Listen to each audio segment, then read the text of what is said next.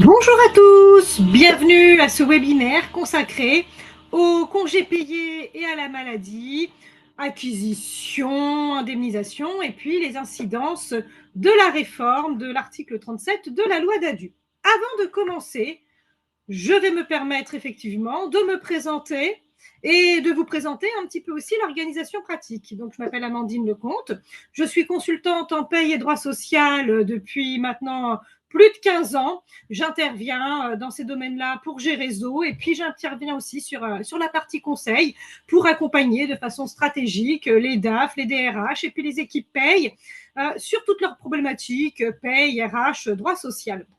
Gérézo, entreprise de formation, maison d'édition et entreprise de conseil.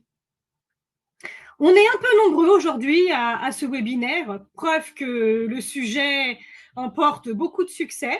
Il y aura bien entendu à chaque fin de thématique des questions-réponses.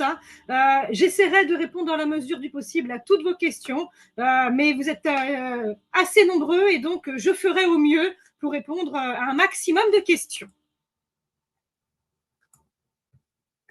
Le programme, on va voir l'acquisition des congés payés en cas de période incomplète, notamment maladie, accident du travail, la nouvelle indemnisation qui est prévue en cas de maladie, et on verra aussi les incidences de cette réforme sur d'autres droits, puisqu'on aura l'occasion d'en discuter.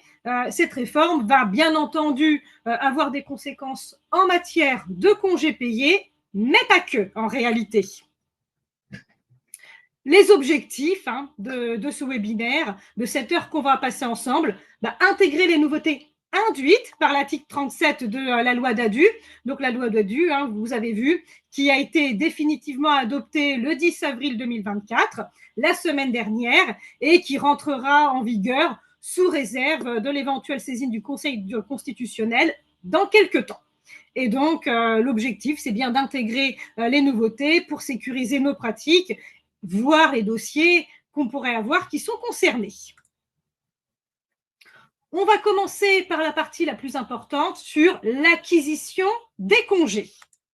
Alors, avant de parler de la loi Dadu en tant que telle, on va d'abord parler de ce qui existe déjà dans le Code du travail. La première chose qui existe déjà dans le Code du travail, je vous le rappelle, c'est la règle de ce qu'on appelle les périodes équivalentes. Les périodes équivalentes, nous dit le Code du travail, un mois égale 24 jours ouvrables, égale 4 semaines, égale acquisition de 2,5 jours. Ça veut dire quoi concrètement?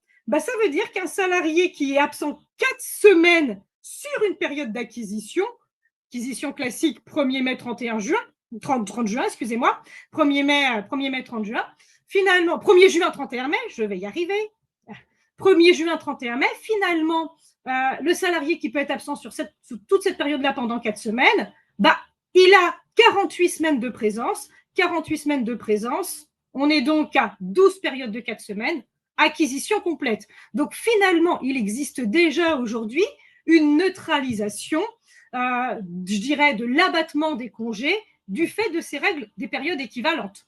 Je ne parlerai pas de tout ce qui est convention collective. Beaucoup de conventions collectives assimilent d'ores et déjà la maladie à du travail effectif en matière de congés payés, notamment quand la maladie est maintenue. Donc, tous ces éléments-là ne disparaissent pas avec cette nouvelle réglementation. Il faudra toujours regarder ma convention collective, est-ce qu'elle est plus favorable ou moins favorable que la nouvelle loi. Et si ma convention collective est plus favorable que la nouvelle loi, bien sûr, ma convention collective s'appliquera. À l'inverse, quand ma convention collective sera moins favorable que la nouvelle loi, c'est la nouvelle loi qui aura vocation à s'appliquer. Mais là-dessus, rien ne change en réalité. De même que la nouvelle loi ne remet absolument pas en cause la règle des enfants à charge. Je vous rappelle, la règle des enfants à charge, dès lors que j'ai un salarié de moins de 21 ans au 30 avril de l'année précédente dans mon entreprise qui a un congé incomplet, il va bénéficier de 2 jours de congé supplémentaires par enfant à charge. Celui de 21 ans au moins bénéficie également de 2 jours supplémentaires par enfant à charge, sans bien entendu que le cumul ne puisse excéder les 30 jours ouvrables. Donc, si je résume finalement ce que dit déjà le Code du travail, un salarié qui a plus de 21 ans et qui aurait 5 enfants à charge sur une période incomplète, notamment parce qu'il est malade, et que la convention collective n'assimilerait pas la maladie à du travail effectif pour les congés payés, eh bien, cette personne-là acquiert aujourd'hui, du fait de ses 5 enfants à charge, déjà 10 jours de congé. Donc, finalement, ces 10 jours de congé dans la limite de 30 jours ouvrables, on peut aujourd'hui, malgré la maladie, du fait des enfants à charge, déjà se retrouver avec une acquisition complète de congés. Donc, finalement, la nouvelle loi, elle vient compléter des dispositions qui existent déjà, que ce soit la règle des périodes équivalentes ou que ce soit la règle des enfants à charge. Tout le monde n'a pas d'enfants à charge. Et donc, finalement, qu'est-ce qu'elle nous dit, cette nouvelle loi? Qu'est-ce qu'elle nous dit, cette nouvelle loi? Elle nous dit, dorénavant, le salarié acquiert 2 jours ouvrables de congés payés par mois d'arrêt maladie. On est sur 2 jours. On est sur 2 jours. Cas classique, cas, je dirais, facile à comprendre. Le cas du salarié qui est malade toute l'année. Le cas du salarié qui est malade toute l'année, fin d'année, 2 fois 12 jours, 2 jours fois 12 mois, 2 jours fois 12 mois, 24 jours ouvrables. Mais tous nos salariés ne sont pas malades toute l'année. Et là, on nous dit, ah oui, mais si le salarié il est malade une partie de l'année, il est malade une partie de l'année, on fait du prorata. Tout simplement, prorata d'acquisition, période de maladie, période de travail. Et donc, je vous ai mis un exemple. S'il a 7 mois de maladie et 5 mois de travail, il va acquérir combien sur la période? Il va acquérir 7 fois 2 jours pour sa période de maladie et 5 fois 2 jours et demi pour sa période de travail. Il va en bout de course avoir 27 jours ouvrables. Et c'est vrai que finalement, cette règle d'acquisition, ce n'est pas la plus compliquée à comprendre dans le texte. Autre chose que nous dit cette nouvelle loi, elle nous dit, pour les accidents du travail, en revanche, on sera à 2,5 jours ouvrables de congés payés par mois d'arrêt pour accident du travail ou maladie professionnelle. Jusqu'à présent, le Code du travail nous disait c'était assimilé à du travail effectif, mais dans la limite d'1 an. Cette limite d'1 an n'existe plus dans le nouveau texte. Ça veut dire quoi? Ça veut dire que le salarié qui a un accident du travail sur 2 ans, par exemple, va pouvoir acquérir 2,5 jours par mois sur 2 ans. Et donc, on est vraiment sur une acquisition qui est nettement moins plafonnée qu'elle l'était avant en matière d'accident du travail. Le législateur, puisqu'il a reçu précédemment l'aval en réalité du Conseil constitutionnel, le législateur s'est autorisé à faire une distinction entre la maladie, l'acquisition en maladie classique et l'acquisition en accident du travail, maladie professionnelle. C'est-à-dire qu'on a vraiment 2 méthodes d'acquisition aujourd'hui. Là où ça commence à être un petit peu plus compliqué en matière dans ce nouveau texte, c'est le report des congés payés. Le report des congés payés qui est prévu, et on nous dit quoi? 15 mois au minimum pour solder les congés payés non pris. Alors 15 mois au minimum, ça veut dire quoi? Ça veut dire que vous avez tout à fait le droit par accord collectif de mettre beaucoup plus que 15 mois si ça vous fait plaisir. Mais vous n'avez pas le droit par accord collectif de mettre moins. Alors 15 mois dit comme ça paraît assez facile. Mais en réalité, ce n'est pas si évident que ça. Et moi, je vous invite sincèrement, sur chaque cas de figure que vous pourriez avoir, à ne pas hésiter à faire des petites frises et des petits tableaux pour bien vous y repérer, parce que ce n'est pas si évident que ça. Donc, on va voir plusieurs hypothèses pour faciliter la compréhension, je l'espère en tout cas.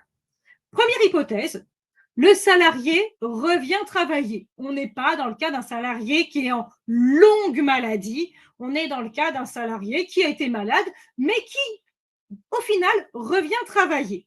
Eh bien, qu'est-ce qu'on me dit? Eh bien, dans ce cas-là, le démarrage de la période des 15 mois pour solder les congés payés non pris commence à compter de l'information par l'employeur sur les droits à congé du salarié. On nous dit dans ce nouveau texte que l'employeur a 1 mois suivant la reprise du travail pour informer le salarié sur le nombre de jours de congés disponibles qu'il a, mais aussi sur la date jusqu'à laquelle ces congés peuvent être pris. Parce que, en effet, selon la durée de l'arrêt, mais aussi selon en réalité les périodes d'arrêt, potentiellement que différents congés amèneront différentes dates de reprise, différentes dates en réalité pour permettre la prise de ces congés. Et donc ça, c'est vraiment le premier point et c'est vraiment le point qu'il faut garder en tête. Tout ce qu'on va dire est toujours conditionné au délai d'un mois laissé à l'employeur suivant la reprise du travail pour informer le salarié. Si je n'informe pas le salarié, alors mon délai de 15 mois ne commence pas à courir. C'est vraiment l'information du salarié qui enclenche le compteur des 15 mois. Faute d'information, effectivement, pas de déclenchement du compteur. On verra à une petite exception près dont on pourra discuter, qui n'est pas vraiment une exception en réalité. Donc, mon salarié revient travailler. Il a été malade de juillet à septembre 2024. Je vous rappelle, acquisition du 1er juin N-1 au 31 mai N pour une prise, normalement, nous dit le Code du travail, mais là aussi, vous pouvez avoir des conventions collectives ou des accords d'entreprise qui en disposent autrement, pour une prise du 1er mai N au 30 avril N+1. Et dans tous les exemples qu'on va faire, on sera toujours dans ce cas légal, acquisition 1er juin N-1, 31 mai N, prise 1er juin N, 30 avril N+1.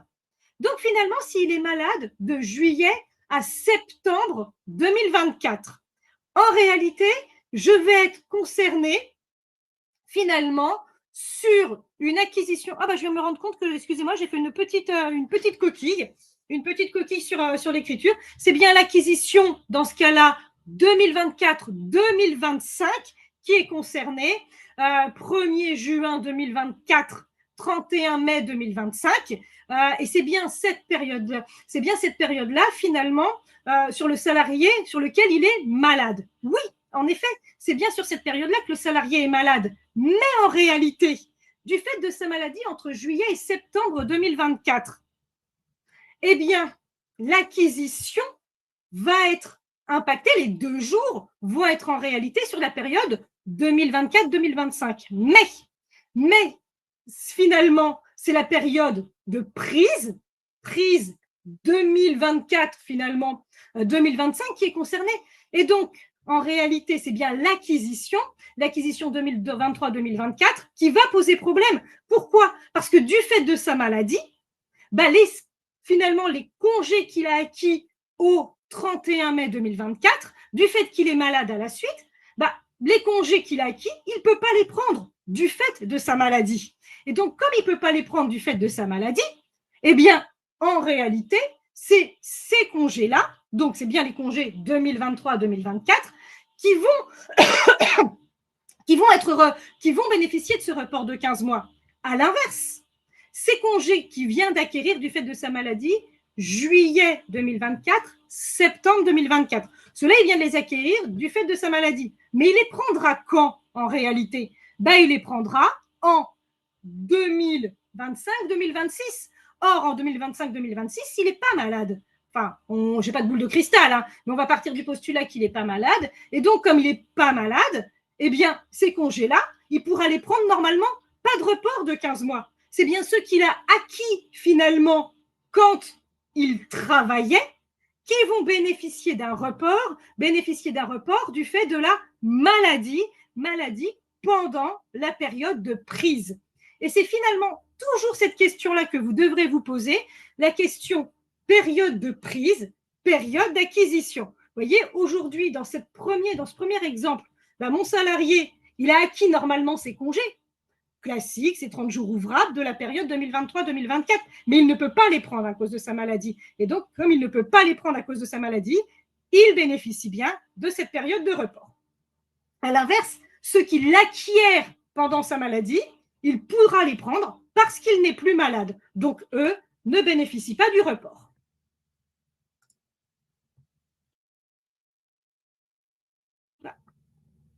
C'est quand tu veux que tu changes de diapo? Est-ce que si je fais ça, ça marche? Bien. Il ne veut pas que je change de diapo. Et là, est-ce que ça voudrait marcher? Alors, tac. Alors, je vais, hop là. Est-ce que j'y arrive? Bon. Alors, tac, tac, tac. Annuler. J'essaye de voir si j'arrive à... Super. Tac. Je vais repartager.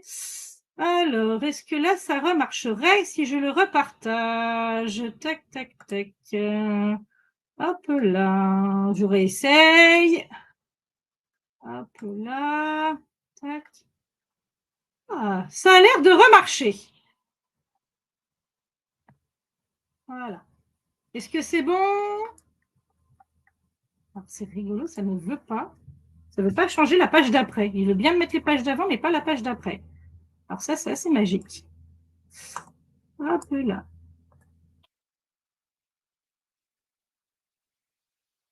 Oui. Non, il ne veut pas.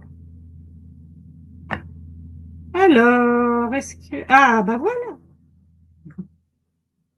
Ah oui, mais du coup, c'est pas la bonne page non plus, là. Bon, bah quand ça veut pas, ça veut pas.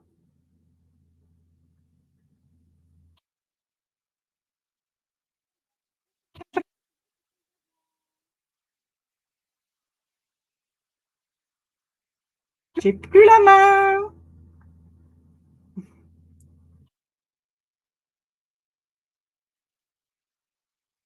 Y a-t-il quelqu'un? Alors, tac, tac.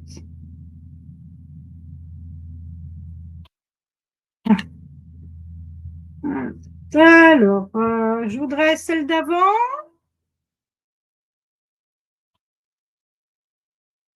Ouais. Encore celle d'avant. Encore celle d'avant. Voilà. Encore. Donc, on était effectivement à l'illustration numéro 1. C'est bon. Maintenant, je veux bien celle d'après. On va y arriver. On va faire équipe. Je veux bien la diapo juste après, si c'est possible. Parfait. Donc, celle-ci, on l'a vue. Maintenant, on va passer à l'autre illustration. Donc, juste la diapo d'après, merci. Voilà. Mon salarié va maintenant être malade. Finalement, on est toujours dans l'hypothèse où il revient travailler, mais il est malade de août 2024 à septembre 2025. Du coup, je vais avoir plusieurs périodes d'acquisition. Je vais avoir plusieurs d'acquisition. La première acquisition, 2023-2024, qu'il va devoir prendre normalement d'avril 2024 à mai 2025. En réalité, ces congés, il n'a pas pu les prendre du fait de sa maladie sur la période habituelle. Donc, comme il n'a pas pu les prendre sur la période habituelle, report de 15 mois des congés restants à compter du moment où il revient, c'est-à-dire, si l'employeur, effectivement, l'informe en octobre, laisse le délai d'un mois, octobre, novembre. Vous voyez, j'ai mis novembre, mais si l'employeur l'informe vite, ça peut être octobre, puisque c'est dès l'information. Et donc, finalement, attention, la première chose, report. Report, dans le délai de 15 mois, il n'a pas pu les prendre. Maintenant, j'ai ma deuxième acquisition, l'acquisition 2024-2025. L'acquisition, finalement, des congés pour une prise d'avril 2025 à mai 2026. Là aussi, il est en partie absent pendant la période de prise, puisqu'il est absent effectivement de avril 2025 à septembre 2025. Donc, comme il est absent pendant la période de prise, là aussi, il bénéficie pour cette deuxième période d'acquisition du report. Par contre, l'acquisition 2025-2026, oui, c'est vrai, sur l'acquisition 2025-2026, il est absent. Il est absent quand? Juin, juillet, août, septembre. Mais ces congés-là, finalement, ne seront pris qu'en 2026-2027. Et donc, comme ces congés-là ne seront pris qu'en 2026-2027, il va bénéficier de la totalité de la période de prise. Il n'est absolument pas malade pendant la période de prise. Donc, on est sur le même exemple que le cas numéro 1. Il n'y a pas de report sur ces congés-là, puisque sur la période de prise, il est entièrement présent. Et donc, il faut toujours, comme je vous disais, bien distinguer période d'acquisition, période de prise. Je veux bien la diapo d'après, du coup. Maintenant, on va voir la deuxième hypothèse, l'hypothèse où le salarié ne revient pas, l'hypothèse où le salarié est en arrêt de travail depuis au moins 1 an à la fin de la période des congés payés d'acquisition, c'est-à-dire il est absent depuis au moins 1 an au 31 mai quand on reprend la période classique. Eh bien là, qu'est-ce qu'on me dit ? Le début de la période de report, ce n'est pas du tout quand le salarié revient, comme on a vu jusqu'à présent, c'est au moment du terme de la période d'acquisition au titre de laquelle les congés ont été acquis, si à cette date, le contrat est suspendu depuis au moins 1 an en raison de la maladie ou l'accident. Et donc finalement, normalement, on nous dit, les 15 mois, c'est quand il revient et que l'employeur l'a informé. Là, finalement, on n'est pas du tout sûr. Quand il revient, on nous dit, oui, mais ça fait au moins 1 an qu'il est absent. Donc, comme ça fait au moins 1 an qu'il est absent, finalement, les 15 mois, c'est quand ? C'est à la fin de la période de référence d'acquisition. Concrètement, ça veut dire quoi ? Hop là, est-ce que là, j'arrive à rechanger toute seule ? Non, j'arrive toujours pas à rechanger toute seule. Voilà. Ça veut dire quoi ? Je vais prendre un salarié qui est malade de février 2024 à juin 2025. Il a donc une absence de 12 mois au 31 mai 2024. Il n'a effectivement pas… pourquoi j'ai mis 31 mai 2024 ? C'est 31 mai 2025. Il faudrait que je vous corrige les dates. C'est bien 31 mai 2025 où il a effectivement un an d'absence. Pour les CP qui sont acquis au titre de la période 2024-2025, le report des congés va débuter au 31 mai de l'année 2025 et va aller jusqu'en août 2026. Mais pour les CP, finalement, 2023-2024, c'est les 15 mois à compter du retour. Pourquoi ? Pourquoi on va être sur cette situation-là ? Parce que sur les deuxièmes CP, 24-25, c'est-à-dire ceux qu'il a acquis du 1er juin 2024 au 31 mai 2025. Cette première hypothèse-là, au 31 mai 2025, il est absent depuis plus d'1 an. Et comme au 31 mai 2025, il est absent depuis plus d'1 an, eh bien, le report débute le 31 mai 2025, date de fin, effectivement, de la période d'acquisition. Mais dans mon exemple, je n'ai pas que ce cas de figure-là, j'ai aussi les congés qu'il avait acquis entre février 2024 et finalement mai 2024. Et février 2024, mai 2024. Qu'est-ce que je constate ? Je constate qu'en mai 2024, il n'a pas un an d'absence continue. Et donc, comme il n'a pas 1 an d'absence au 31 mai 2024, ce n'est pas la règle précédente qui s'applique, c'est celle que je vous ai expliquée encore avant, 15 mois à compter du report. Et donc, on constate quoi en réalité ? On constate que finalement, les congés qu'il a acquis avant, c'est-à-dire les premiers congés, les congés février 2024, mai 2024, vont être plus longs à prendre en période de report que les congés juin 2024, 31 mai 2025. Et pourquoi ils vont être plus longs ?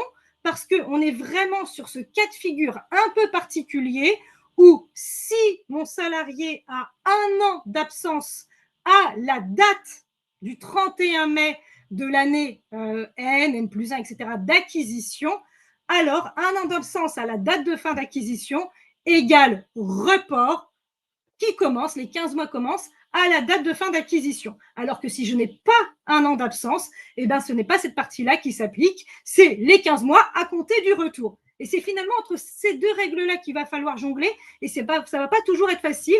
Et pour y arriver, il va falloir à chaque fois bien faire attention. Ça, ok, c'est des congés qu'il a acquis quand? Moins d'un an d'ancienneté, moins d'un an d'absence, plus d'un an d'absence. Et toujours s'arrêter, en fait, si vous êtes sur une acquisition classique au 31 mai, il va falloir que vous posiez la question à chaque fois au 31 mai, est-ce qu'il avait au moins un an d'absence ou pas? Oui, alors les 15 mois débutent finalement au 31 mai, au 1er juin, soit il n'avait pas un an d'absence sur la période, et s'il n'avait pas un an d'absence sur la période, c'est l'autre règle, celle des 15 mois à compter du retour et de l'information par l'employeur qui commence. Autre diapo.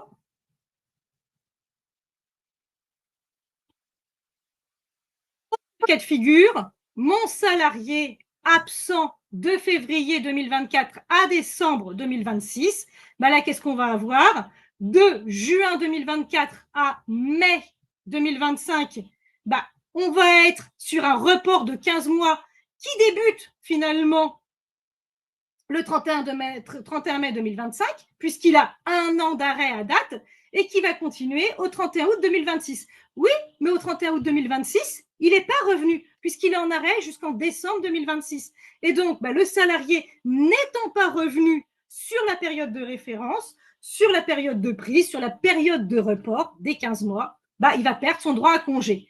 Par contre, sur la période 2025-2026, et on revient même sur la période, bien entendu, antérieure, la période 2023-2024, la période 2023-2024, tout comme la période 2025-2026, je vais avoir effectivement les reports spécifiques qu'on a vus tout à l'heure, 2023-2024 à compter de la reprise, 2024-2025, 12 mois d'absence, il est toujours absent sur les 15 mois de période de prise, il les perd. 2025-2026, les 15 mois débutent le 31 mai 2026, puisqu'il était bien absent depuis au moins un an au 31 mai 2026, donc report jusqu'au 31 août 2027. Et vous voyez, c'est toujours cette articulation-là qu'il faut que vous ayez en tête. L'articulation, ok, ça faisait combien de temps qu'il était absent au 31 mai? Et c'est ça faisait combien de temps qu'il était absent au 31 mai qui va déterminer si le report commence finalement au 31 mai, les 15 mois commencent au 31 mai, ou les 15 mois commencent au moment où il revient. Et ça, bien entendu, on aura ce cas de figure-là que quand le salarié est en long arrêt. S'il est sur un arrêt de 2-3 mois, la question ne se pose jamais. Autre diapo?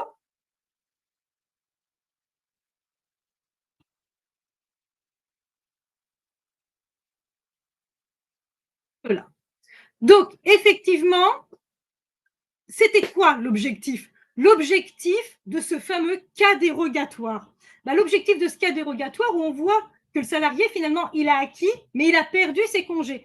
C'est éviter les acquisitions qui s'ajoutent en cas de long arrêt. Parce que oui, le salarié va acquérir la nouvelle période, mais si l'ARS prolonge, il perd l'ancienne. Donc, si je reprends un arrêt maladie, finalement, du 1er juin 2023 au 31 mai 2026, qu'est-ce que je vais avoir? Je vais avoir juin 2023, mai 2024. Un an d'arrêt, acquisition de 24 jours ouvrables, mais comme il a un an d'arrêt à mai 2024, report de 15 mois jusqu'au 31 août 2025. Il est encore en arrêt au 31 août 2025. Les CP, finalement, 2023-2024, sont perdus. Maintenant, je prends 2024-2025.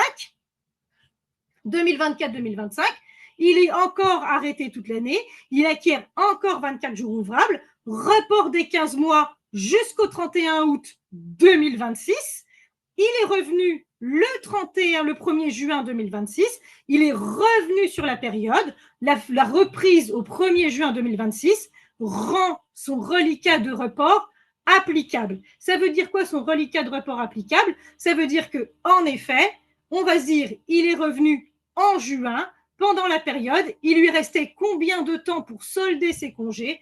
Eh bien, je reporte d'autant pour qu'il puisse effectivement solder ses congés. Là, je me retrouve en fait avec les deux situations.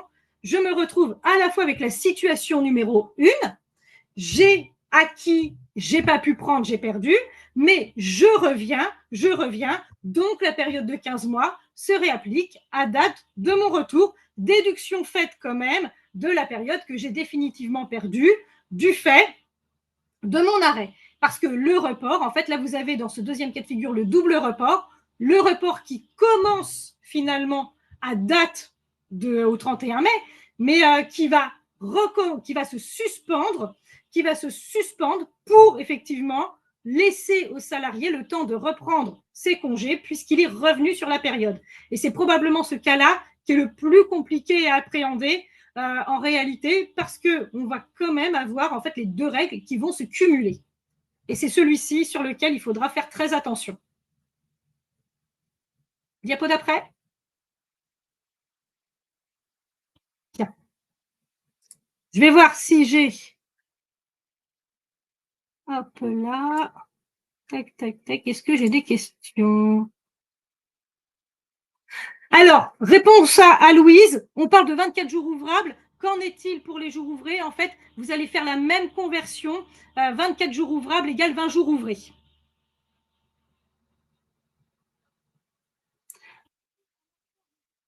Au lieu de 2,5, l'acquisition en maladie complète reste à 24 jours. Cindy, oui, l'acquisition complète reste à 24 jours. Cindy, en effet, de la même façon, en fait, il faut toujours se dire que on n'est pas sur un panachage des règles en réalité entre le droit du travail et votre convention collective. C'est pas finalement une inquisition proratisée de votre convention collective, c'est une acquisition proratisée du code du travail. Donc, à moins que votre convention collective vous dise demain qu'on est sur une acquisition effectivement de 80% de 3 jours, vous allez rester sur bien 80% de 2,5 et vous aurez un écart plus important entre ce qui est acquis par le Code du travail et de ce qui est acquis par la convention collective. Vraiment, là, pour le coup, il faut que vous fassiez bien deux choses différentes. Et arrêt accident de travail. Alors, arrêt accident de travail sur 3 ans, Marie-Pierre, on va être exactement sur le dernier cas de figure que je vous ai dit, à savoir, sur la première période, j'acquiers mes 5 semaines. Sur ma deuxième période, je l'acquiers aussi. Et sur ma troisième période, j'acquiers. Donc, potentiellement, sur un arrêt accident de travail, je pourrais acquérir 3 fois mes 5 semaines. Donc, je pourrais acquérir effectivement mes 15 semaines ou, si je le fais de façon plus simple, effectivement, mes 30 jours ouvrables, mes 90 jours ouvrables. Mais même si je peux en théorie acquérir mes 90 jours ouvrables, j'ai toujours cette problématique-là que je dois garder en tête, que si ça fait 1 an que je suis en arrêt de travail, finalement à la fin de la période de référence, 1 an en arrêt de travail à la fin de la période de référence, et en réalité, je vais acquérir la période d'après, mais il faut d'être présent sur la période de prise, je vais perdre la période antérieure. Et là-dessus, finalement, dans le Code du travail, en matière d'accident du travail ou de maladie classique, en réalité, en matière de report, ils n'ont fait aucune distinction. La seule distinction qui a été faite, c'est en matière d'acquisition. L'acquisition des congés, c'est plus important en accident du travail qu'en maladie classique. Par contre, sur les reports, on est sur la même règle. Donc, le salarié en accident du travail, certes, acquiert plus de congés, mais va les perdre par le jeu glissant de la même façon qu'un salarié est malade. Si après la maladie, il acquiert 27 jours, on peut aussi rajouter à cela exactement, c'est exactement ça, Isabelle. Et c'est pour ça que je parlais des diapos au début. N'oublions jamais que cette règle-là se cumule avec la règle des périodes équivalentes et se cumule avec la règle des enfants à charge. Donc, si on reprend le premier exemple où il avait acquis 27 jours du fait de sa maladie, mais qu'il a potentiellement 2 enfants à charge, il a ces 2 enfants à charge, il est en acquisition incomplète, il a 2 enfants à charge, donc il va être en fait à 27 plus 4 jours, donc il va être à 31, mais on sait que l'acquisition maximum, c'est 30 jours ouvrables. Donc, il aura bien ses 30 jours ouvrables, il aura bien son acquisition complète. Ne faudrait-il pas faire une régularisation en fin de période pour les salariés malades durant une période de l'année? Pour ça, c'est... Alors,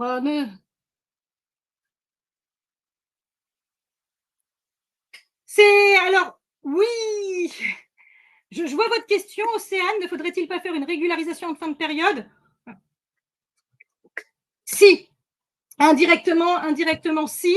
On va le voir, c'est juste ce qu'on va voir après, sur la question de la rétroactivité de la loi. Et on va voir qu'en réalité, la définition de la rétroactivité de la loi va amener à refaire des calculs sur des périodes antérieures. Alors, si un salarié est absent pendant 3 ans, a-t-il droit à 72 jours, Stéphanie? Oui et non, en réalité. Il pourrait y avoir le droit, mais si effectivement son employeur l'a informé à chaque période, on revient toujours à la même chose, le jeu du glissement des 15 mois, non pas à compter de la reprise, mais des 15 mois à compter finalement de la fin de la période de référence, fait qu'il va acquérir les nouveaux, mais il va perdre les anciens. Et le but, c'est vraiment de ne pas arriver à ces fameux compteurs de 3 ans complets d'acquisition. L'information du salarié. Alors, Caroline, l'information du salarié doit-elle se faire même pour un arrêt d'1 mois? En réalité, j'ai envie de dire, il n'y a pas de précision dans le texte. Il n'y a absolument pas de précision. Donc, on devrait dire oui, mais on revient sur la règle des périodes équivalentes et notamment des 4 semaines. Si le salarié n'a pas eu de droit proratisé et qu'en réalité, en bout de course, il a acquis tous ses droits, j'ai envie de dire, ça ne change pas grand-chose, quoi. Hein. Bonjour, si le salarié ne les prend pas, ils sont donc perdus au-delà des 15 mois. En théorie, si l'employeur l'a informé, oui. Je mettrai juste un tout petit bémol. Parce que je ne sais pas aujourd'hui comment la Cour de cassation va interpréter ce nouveau texte, qu'elle a appelé de ses voeux, on va le dire franchement. Et donc, est-ce que les congés payés, on revient sur la règle de base, en fait, la règle de base, c'est congés payés pas pris, congés payés perdus. Et donc là, on est sur pas pris, perdu, après les 15 mois. Donc là-dessus, j'ai envie de dire, la règle ne change pas. Mais que nous dit la Cour de cassation? Et elle nous le disait bien avant les arrêts du 13 septembre, en réalité, ça fait des années qu'elle nous le dit. Elle nous dit, attention, pas pris, perdu, à 2 conditions. La première condition, c'est que l'employeur ait informé le salarié et là, de son droit à congé. Là, je veux dire, on a l'impression que c'est une nouveauté, mais ce n'est pas une nouveauté. Elle le disait déjà la Cour de cassation des années en arrière. Et que nous dit la Cour de cassation? Et que l'employeur ait permis aux salariés de les prendre. Et donc, ça, c'est vraiment, je dirais, le point le plus important sur ce texte-là, qui, à mon sens, sera interprété de la même façon qu'avant par la Cour de cassation. Je peux me tromper, mais en réalité, la Cour de cassation ne dit pas prix perdu, ok, à condition que le salarié ait été mis en mesure de prendre ses congés par l'employeur, puisque nous rappelle la Cour de cassation depuis longtemps, c'est l'employeur qui est maître des congés payés.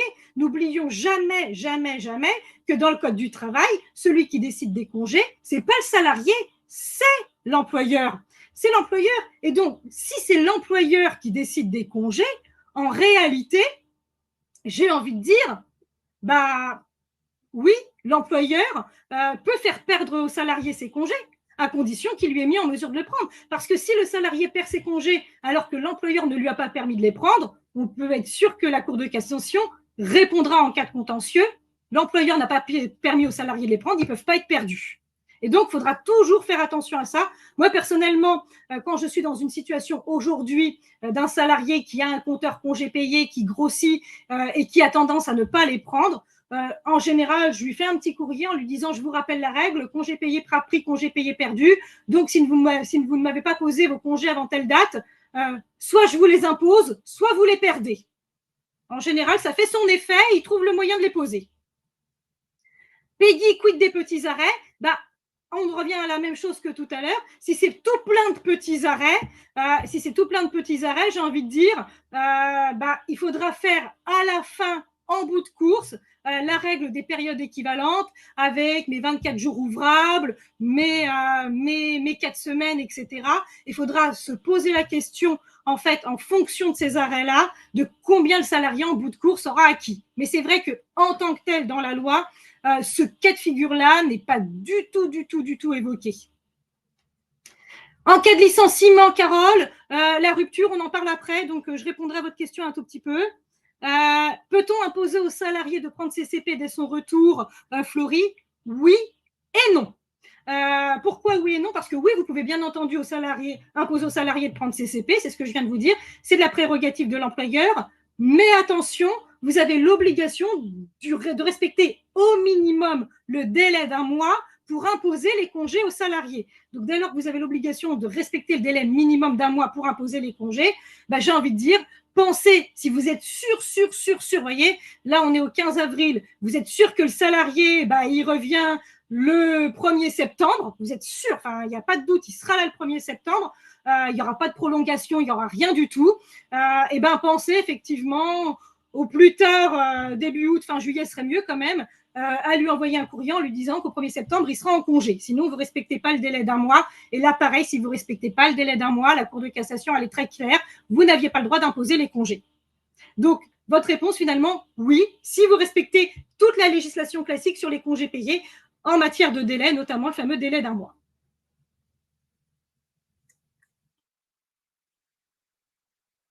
Donc, passer à la rétroactivité.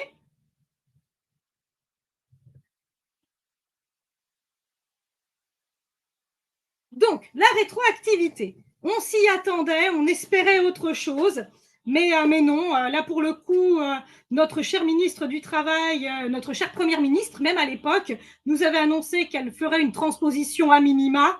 Bon, bah, la transposition à minima, ça veut dire quoi? Ça veut dire que la rétroactivité de tout ce qu'on vient de voir remonte au 1er décembre 2009. 1er décembre 2009, de la règle d'acquisition des congés payés en cas de maladie et de la période de report des 15 mois. Donc tout ça, finalement, bah, potentiellement, c'est des risques depuis le 1er décembre 2009. Pourquoi 1er décembre 2009? Ce n'est pas une date prise au hasard, hein, le 1er décembre 2009. C'est l'entrée en vigueur du traité de Lisbonne, traité de Lisbonne qui a rendu finalement opposable au droit français la charte des droits fondamentaux, notamment son article 31 de la charte des droits fondamentaux qui nous dit quoi? Bah, qui nous dit qu'effectivement le salarié a droit à des congés payés tels qu'interprétés par la Cour de justice de l'Union européenne. Donc finalement, ce 1er décembre 2009, pourquoi? Bah, parce que c'est à compter de cette date que toute la législation en matière de congés payés et d'acquisition de congés payés en matière de maladie est opposable à la France. Bon, on est en 2024, vous voyez, ça va, on a pris le temps. Donc, pour mes salariés toujours en poste, ça veut dire quoi? Bah, option numéro 1, bah, faute pour l'employeur d'avoir informé le salarié de ses droits antérieurs, le délai de 15 mois n'a jamais commencé à courir. Et donc, comme le délai de 15 mois n'a jamais commencé à courir, et j'insiste pour les salariés qui sont toujours en poste, bah, ils pourraient aujourd'hui vous dire, bah, moi, je veux mes congés 2009, et puis bah, je veux mes congés 2010, et puis bah, je veux mes congés 2011, et en tout cas, vous demandez tout depuis 2009. Alors après, là, vous avez deux options. Option numéro 1, bah, vous faites le chèque, hein, clairement, vous vous mettez d'accord, vous faites le chèque. Option numéro 2, vous lui dites, bah non, j'ai pas envie, voilà, question de principe. Le salarié pourra alors vous attaquer devant le conseil de prud'homme. Le salarié dispose de 2 ans pour agir en justice, pour faire valoir ses droits antérieurs dès la publication de la loi. Et là, c'est à vous de voir, est-ce que vous allez en contentieux ou est-ce que vous n'allez pas en contentieux?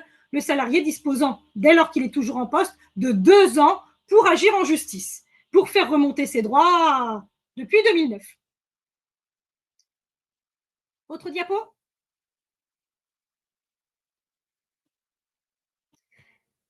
Mon salarié, finalement, qui était malade de juillet 2013 à février 2014. Qu'est-ce que vous avez comme option?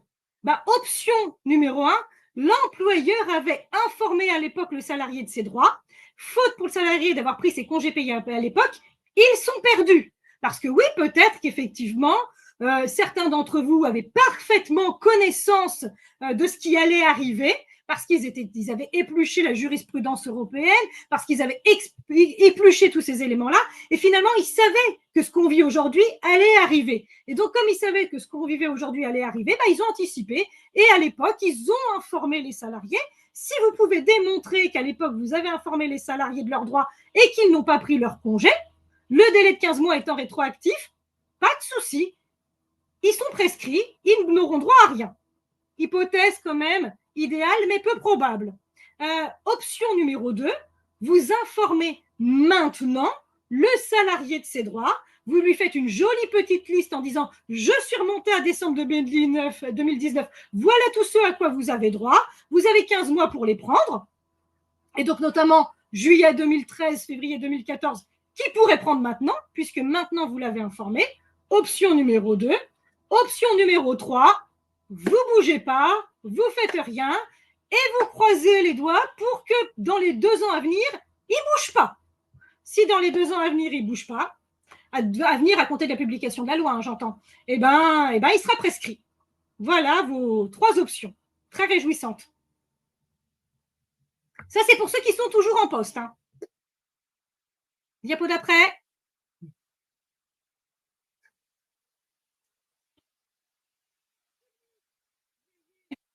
Qui était malade, par contre, de juillet 2013 à décembre 2015, on revient, et là, articulation à nouveau, gros arrêt, pas petits arrêts antérieurs, mais gros arrêts antérieurs.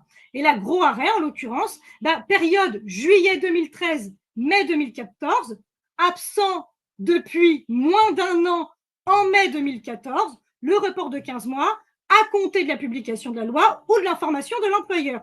Mais juin 2014, mai 2015, absent depuis plus d'1 an à mai 2015, report de 15 mois aussi, mais de 15 mois à compter de la fin de la période d'acquisition, c'est-à-dire quoi finalement? À compter de mai 2015.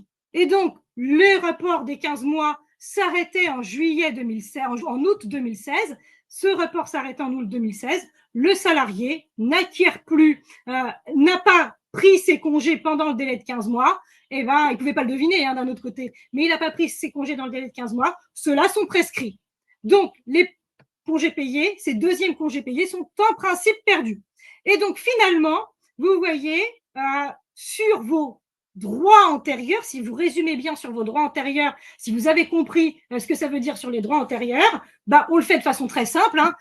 Les petits arrêts de 2, 3, 4 mois, etc., ceux-là vont générer des droits. Les très gros arrêts, puisqu'on est sur 15 mois à compter finalement de la fin de période, s'il avait au moins d'1 an d'absence, ceux-là peuvent être prescrits. Donc, les petits arrêts vont générer des droits quand les gros arrêts potentiellement ne vont pas en générer. Sous réserve de ce que dira la Cour de cassation sur ce sujet, bien entendu. Diapo d'après. Voilà. Maintenant, pour les salariés qui ont quitté l'entreprise, j'ai envie de dire que c'est plus simple. Pourquoi c'est plus simple? Parce que si le salarié a quitté l'entreprise depuis plus de 3 ans à la date de l'entrée en vigueur de la loi, sa demande est prescrite. C'est la prescription triennale. Il n'est plus fondé à agir en justice. Donc, j'ai envie de dire, tous ceux qui ont quitté l'entreprise depuis plus de 3 ans, c'est bon, vous pouvez les mettre de côté, ce n'est pas votre priorité. Maintenant, si le salarié a quitté l'entreprise, fameux licenciement ou autre, si le salarié a quitté l'entreprise depuis moins de 3 ans, à la date d'entrée en vigueur, là, sa demande est recevable. Et ça veut dire quoi, à nouveau en pratique? Diapo suivante.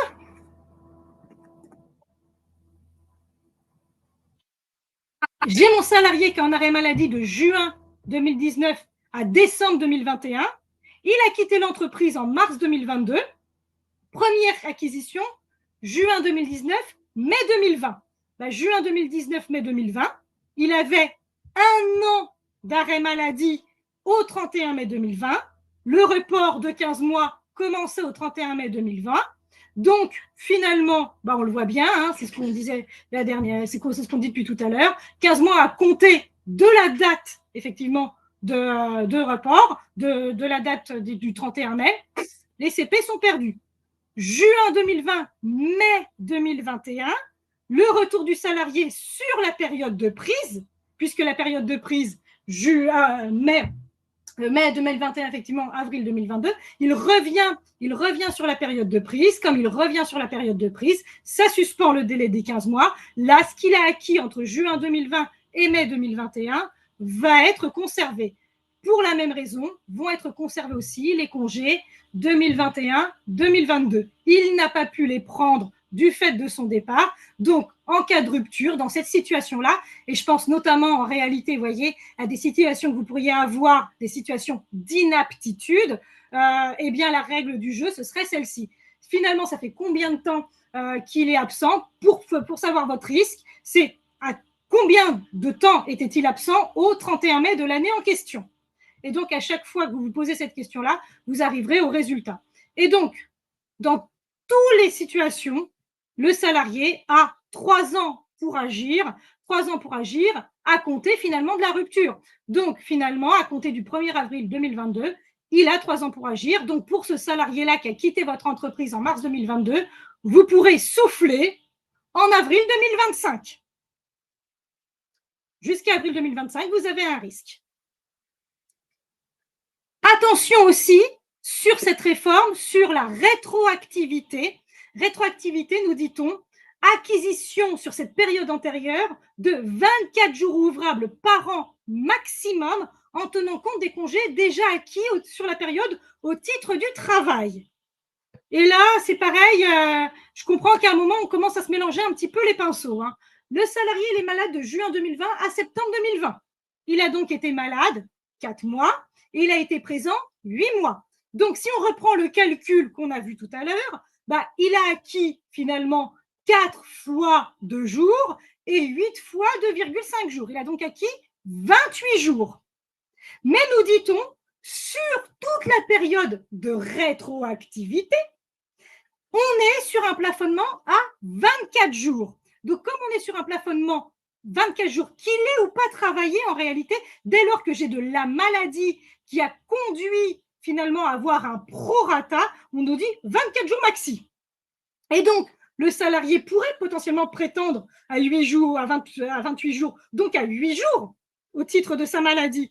Mais comme on nous dit c'est un plafonnement à 24, bah, en tout état de cause, les seuls jours qu'il peut demander, bah, c'est les 4 jours au-delà des 20 jours qu'il a acquis au titre de son travail.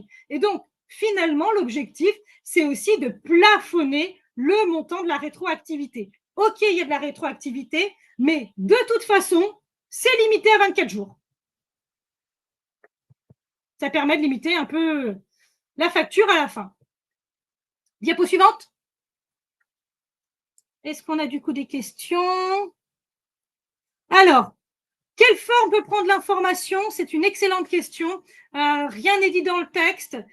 Est-ce que la mention du compteur sur le bulletin de paye peut suffire? Personnellement, je privilégierais un courrier. Au moins, je suis sûre que voilà, qui peut le plus peut le moins, mais en tout cas, moi, je privilégierais le courrier. Rien n'est dit dans le texte sur l'information et je suis incapable de vous dire si la mention du compteur sur le bulletin de paye suffirait. D'autant plus qu'aujourd'hui, sur les bulletins de paye, très souvent, on n'a que le nombre de jours et on n'a en aucun cas la période de prise. Donc, pour moi, il faudra un courrier. Si le salarié est sorti des effectifs, bah, vous voyez, je pense que la question, effectivement, on y a répondu. Quid du salarié absent pendant moins d'un an? Bah, le salarié qui est absent pendant moins d'un an, Clémence, bah, va falloir se poser la question, encore une fois, est-ce que l'employeur est en mesure de l'informer? Est-ce qu'il est toujours en poste? Est-ce qu'il n'est pas toujours en poste? Et en tout état de cause, bah, s'il est toujours en poste, bah, l'employeur va devoir l'informer ou prendre le risque. Hein. En tout cas, le salarié a ses droits. Si le salarié a quitté l'entreprise, n'est plus en poste, si le salarié n'est plus en poste, ben on vient effectivement sur les prescriptions. Ça fait combien de temps qu'il n'est plus en poste? Mais en tout état de cause, il faudra vraiment partir du postulat que ces congés vont être acquis. Ces congés vont être acquis et vont être reportés. Après, c'est les délais de prescription qui emporteront. Le salarié absent en longue maladie, hop là. Alors, Muriel, je note. Je vais continuer et celui-ci, on le reprendra à la fin. Je voudrais qu'on finisse le support, mais je répondrai à votre question à la fin, Muriel. Donc, l'indemnité de congé payé. Alors là, pour le coup, l'indemnité de congé payé, pourquoi pas? Ça va être très court, l'indemnité de congé payé. On nous dit quoi? On nous dit, comme en maladie, il a acquis 80% des congés payés. 2 jours, c'est 80% de 2,5 jours. Que nous dit du coup le nouveau texte? Dans ce cas-là, pour calculer le 10e congé payé, on prendra en compte 80% du salaire de référence reconstitué. J'ai envie de dire pourquoi pas, ça ou autre chose. Donc, mon salarié qui a 7 mois de maladie, 5 mois de travail, il a, on l'a vu tout à l'heure, 27 jours acquis. On va partir du postulat qu'il a un salaire à 2500. Ça va être quoi sa base 10e? Ça va être 2500 par ses 5 mois de travail, plus 2500 par 80%, par ces 7 mois de maladie. et donc j'ai ma base dixième à 26 500. Pourquoi pas? Je veux dire, ça peut paraître surprenant, mais voilà comment a tranché le texte. Je finirai par les conséquences pratiques de ce texte, et je pourrais répondre ensuite à la question de Muriel.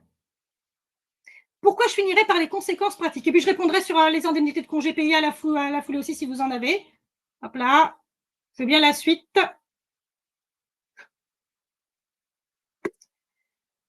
Je vais vous parler des conséquences pratiques rapidement. Pourquoi? Parce que finalement, ce texte-là, même si c'est une surprise pour beaucoup de monde, en réalité, c'est pas vraiment une surprise. C'est pas vraiment une surprise. Et pourquoi c'est pas vraiment une surprise? Parce qu'on avait un arrêt du 2 mars 2022 qui a été rendu par la Cour de cassation, arrêt qui est vraiment hyper important. Et pourquoi il était hyper important? Parce que cet arrêt nous disait en substance que la prochaine fois que la Cour de cassation serait confrontée à une entreprise de droit privé, elle la condamnerait. Donc on savait dès mars 2022 que la prochaine fois serait la bonne, dit autrement. Et donc finalement, certaines entreprises, moi en tout cas certaines entreprises que j'accompagne, ont fait le choix dès 2022 de négocier des accords collectifs sur ce sujet. Acquisition 4 semaines et puis report. Selon les accords collectifs, on a mis entre 15 et 18 mois. Finalement, autant vous dire que la nouvelle loi, on la regarde avec un certain détachement puisque c'est ce qu'on a fait dans nos entreprises. Oui, mais c'est quoi la conséquence pratique? Surtout en réalité pour les arrêts en longue maladie, parce que c'est ceux-là sur lesquels vous allez finalement devoir vous poser des questions, parce que c'est sur ceux-là que vous allez avoir de vrais problèmes de gestion. Pourquoi? Parce que le salarié en longue maladie, on a vu, risque de perdre ses congés payés, puisque c'est 15 mois à compter, quand ça fait un an, 15 mois à compter de la fin de la période. Et donc, il va peut-être être tenté, pour ne pas les perdre, de prendre ses congés. Il risque de les prendre. Et là, j'ai envie de vous dire, c'est pas compliqué. Puisque les congés payés, c'est vous qui choisissez. Vous pouvez lui refuser. Et je pourrais vous répondre, oui, vous pouvez lui refuser, sauf que vous l'avez pas mis en mesure de les prendre. Et si vous l'avez pas mis en mesure de les prendre, ce que nous dit la Cour de cassation, c'est que vous ne pouvez pas les supprimer. Donc, je suis un peu embêtée. Vous voyez, si je ne l'ai pas mis en mesure de les prendre, et moi, je peux vous le dire parce que cette situation-là, je l'ai rencontrée l'été dernier. L'été dernier, j'ai des salariés qui étaient en longue maladie et qui ont arrêté leur arrêt de travail. Et ma première réaction, ça a été de dire, non, j'ai un arrêt longue durée, je ne peux pas, entre guillemets, suspendre l'arrêt sans la visite médicale de reprise. Sans la visite médicale de reprise, oui, mais, Kelly, je veux bien que tu mettes la diapo d'après et on reviendra sur celle-ci après. Oui, mais. Le problème, c'est qu'à nouveau, la Cour de cassation, elle ne nous rend pas service. Et pourquoi la Cour de cassation ne nous rend pas service? Parce que nous dit la Cour de cassation? Le salarié en longue maladie, effectivement, quand est-ce que je fais sa visite médicale d'aptitude? Est-ce que je la fais à la fin de l'arrêt? La Cour de cassation nous dit, non, parce que si l'arrêt maladie est immédiatement suivi d'une période de congé payé, la visite peut avoir lieu au retour effectif du salarié dans l'entreprise, c'est-à-dire après les congés payés. Sauf qu'en réalité, moi, je vais vous expliquer la situation que j'ai eue l'été dernier. J'ai des salariés qui ont acquis leurs congés, qui les ont pris et qui, tout de suite après avoir pris leurs 4 semaines, ont remis leurs congés payés. Et là, je veux bien la diapo d'avant. Et donc, selon les conventions collectives, qu'est-ce qui s'est passé? Selon les conventions collectives de mes clients, le maintien de salaire a été parfois relancé. Puisque j'ai une interruption de l'arrêt, selon comment est rédigée la convention collective, des fois, c'est le maintien de salaire qui se relance. Mais surtout, et j'ai envie de dire que c'est celui-ci, moi, qui m'a fait le plus mal et qui a fait le plus mal aux clients que j'accompagne, c'est la remise à zéro de la prévoyance, puisque le salarié en longue maladie, en réalité, était à terme financé par le régime de prévoyance. C'est la prévoyance qui avait pris le relais. Sauf que qu'est-ce qui se passe? L'arrêt s'arrête, la prévoyance réenclenche son délai de carence. Et donc, là, potentiellement, c'est des salariés qui peuvent se retrouver uniquement avec des IJ, dans le cas, je dirais, le plus triste pour eux, mais c'est aussi des fois des salariés, des employeurs qui se retrouvent bien entendu à devoir payer les congés, puisqu'on nous dit qu'il faut les payer, mais avec toutes les conséquences pratiques derrière qui en résultent, et notamment les risques de surcoût, non pas que des congés payés, mais des surcoûts aussi en matière de maintien de salaire. Et ça, il ne faut pas le négliger. Et j'ai envie de dire, cette loi, elle arrive, on est obligé d'y faire face. Et peut-être qu'il pourrait être de bon ton dans certaines entreprises de renégocier les contrats de prévoyance, savoir si, quand il y a des congés payés, on pourrait ne pas reprendre la franchise. En tout état de cause, je suis très claire, hein, pour la sécurité sociale, dans un cas de figure comme ça, le nouvel arrêt n'est plus une prolongation, et bien un nouvel arrêt initial qui redéclenche un délai de carence, et les débats avec les organismes de prévoyance peuvent être vifs. On peut bien entendu vous accompagner sur des formations en gestion du temps de travail. On peut vous aider à faire vos courriers, ce genre de choses. Hein. N'hésitez pas. Je vais répondre. Alors, la maternité compte aussi. Alors, oui, la maternité compte aussi. Mais aujourd'hui, la maternité, Sarah, elle est déjà assimilée à du travail effectif pour les congés. Donc, en fait, il n'y a pas de, je dirais, il n'y a pas de difficulté. Après, pour tout ce qui est visite médicale de reprise, si c'est ça la question, j'ai envie de dire, l'arrêt de la Cour de cassation, il nous dit quoi? C'est la reprise effective qui compte. Donc, n'importe quelle suspension au milieu pourrait compter. Hein. Et enfin, je vais reprendre pour finir l'exemple de Muriel, le salarié en longue maladie. Alors, excusez-moi Muriel, il faut que je note les dates parce que sinon je ne vais pas m'en sortir. Donc, du 19 mai, vous me disiez, du 19 mai 19 au 16, finalement, avril 22. Donc, reprise du travail le 17 avril. Donc, il a repris le travail le 17 avril 2022. Il est toujours à présent à l'effectif. Qu'est-ce qui va se passer? Je vais avoir finalement ma première période 19 mai 19, 31 mai, voilà, 31 mai 19. Donc, sur ma période finalement du 19 mai 2019 au 31 mai 2019, en supposant qu'il ait acquis des congés, son arrêt date de moins d'un mois, il n'a pas été en mesure de les prendre, donc, puisqu'il était absent après, donc, ce qu'il a acquis finalement au 19 mai 2019, je dirais même ce qu'il a acquis au 31 mai 2019, est reporté jusqu'à l'information. Donc, jusqu'à l'information de l'employeur, potentiellement aujourd'hui. Ou alors, comme je vous disais, soit l'employeur l'informe, soit il fait de la gestion de risque. Ensuite, sur l'acquisition, maintenant, finalement, puisqu'il est encore absent au 16 juin 2019, vous avez, au 16 avril, excusez-moi, vous avez l'acquisition 1er juin 2019, 2020. Et là, il est absent. 1er juin 2019, 31 mai 2020, 12 mois d'absence. Le report, finalement, va jouer 15 mois à compter de mai 2020, c'est-à-dire jusqu'en août 2021. La période 2020, finalement 2019-2020, enfin celle que je viens de vous dire, 1er juin 2019, 31 mai 2020, celle-ci, un an, elle est prescrite. Ensuite, j'ai là l'autre période d'acquisition. L'acquisition, donc il les a acquis, certes, mais il les a perdus. Autre période d'acquisition maintenant, mai 2021, finalement, de juin 2021, excusez-moi, juin 2021 à mai 2022. Là, effectivement, il est en acquisition, il est revenu sur la période, il va les garder. Et donc, vous voyez, il faudra toujours que vous raisonniez comme ça. Donc, sur la dernière période, il y a le droit à compter, effectivement, du moment où vous l'avez prévenu. Sur la période où il était absent depuis plus d'un an, il a été absent depuis plus d'un an. La période de report, malheureusement, ne joue pas pour lui. Il n'est pas revenu sur la période. Ils sont perdus. Et donc, vous voyez, posez-vous toujours vos questions sur vos périodes. Votre salarié, il va avoir quoi comme période? Il va avoir mai 2019, finalement, à mai 2019.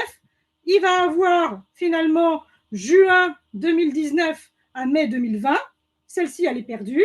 Il va avoir de juin 2020 à mai 2021. Celui-ci, de juin 2020 à mai 2021, il revient, entre guillemets, alors, il revient pile poil, mais comme il est revenu dans la période de prise, c'est reporté. Et puis, bien sûr, il a la période de juin 2021 à mai 2022, où là, c'est pareil, il est sur la période. Donc, effectivement, le fait qu'il soit revenu, vous voyez, il aurait mieux fait de revenir au mois de mai, ça vous aurait fait perdre 2 périodes. Il est revenu en avril, malheureusement, effectivement, il peut prendre l'ancienne période parce qu'il est revenu. il a pas, il a bien, effectivement, 15 mois de solde, entre guillemets, sur la période 2019-2020, elle est perdue, mais la période 2020-2021, il avait en réalité, finalement, 15 mois, c'est-à-dire jusqu'en août 2022 pour les prendre, et il est revenu entre-temps. Donc, cette période n'est pas soldée, de même que celle d'après ne peut pas être soldée non plus, puisqu'il est là. Je vous remercie de votre participation. Je vous souhaite une bonne continuation.